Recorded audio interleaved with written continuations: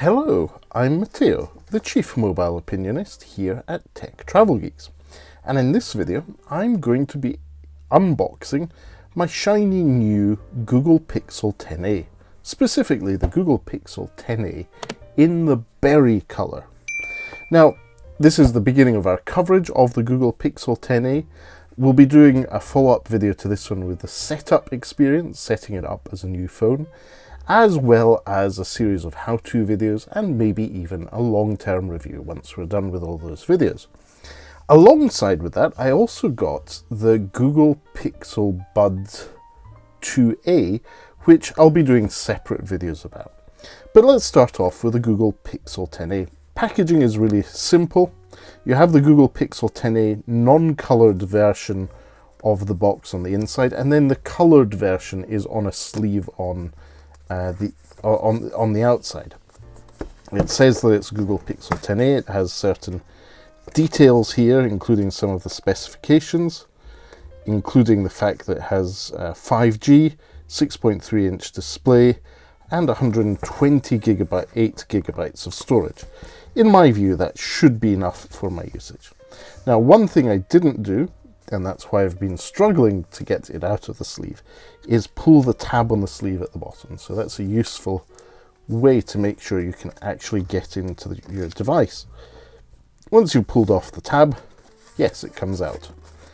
Easy peasy. So, similar to other Google Pixel devices we've seen over the past months and years, Google's device outline on the outside. And if we take the box out, we have the Pixel itself, the Pixel 10a. I'm going to take that and put it aside for a moment. Let's see what else there is. There is a handy USB Type-C to USB Type-C cable, and that's going to be useful for fast charging or transferring data to and from other devices, such as your PC or whatever else. And there's some documentation too. So what else is there here? Usual energy efficiency label sticker. I'm pretty sure I won't be using that, but it's about the size of the phone, so it'd be silly to stick that to it.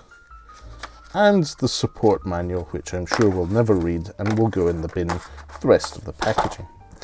Sorry, I should have specified, just in case I make someone angry. It's going in the paper recycling because it's all paper. And here we have the Pixel 10a. Again, paper, you heard me rip that. And this is the Google Pixel 10a in berry. Nice aluminium frame. Yep, there's absolutely no bump on the camera here, which is something that I quite like. And then we've got the flash as well. No bump whatsoever. It's completely flush with the back of the phone, which from an industrial design standpoint may be something that will please you. At the top, we just have simple microphone button. On the left-hand side, it's just the SIM tray. This is still present both in Europe and the US, but as Michael Fisher said in his video about the Google Pixel 10a, which I'll link to in the description below, he wouldn't be surprised to see that disappear soon. And at the bottom, we have the usual symmetric speakers here, USB Type-C port, and on the right, we have the Google Pixel orientation of buttons here. We have the volume rocker below the power button, and that's where it is. Give you a quick sneak peek at the display and what the bezels are like. Nope, I'll probably need to charge this, but it should have enough charge to do a first switch on. Yes, it does. I got a vibration there, so that's good news. The Google logo, G, with its primary colors coming up there. Gemini jumping into the G, and then the usual powered by Android little flash at the bottom. And hopefully this goes into the hello screen with the full brightness so that we can see what the bezels look like. From what I've seen pictures of it like, it doesn't look too bad. And obviously we'll be doing a side-by-side comparison between this device and the Google Pixel 9a, which I do still have.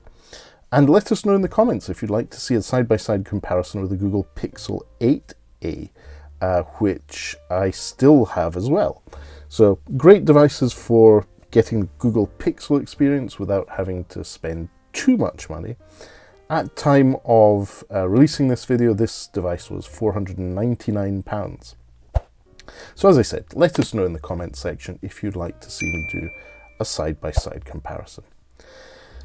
Okay then, as usual, if you have any questions, if you'd like to know more, do leave us a comment in the section below. We'll do our best to get back to you. And if you don't already, please do subscribe to the Tech Travel Geeks here on YouTube. We cover consumer electronics, gadgets, accessories, and anything we think makes the travel experience better. But for now, thanks for watching and goodbye from me.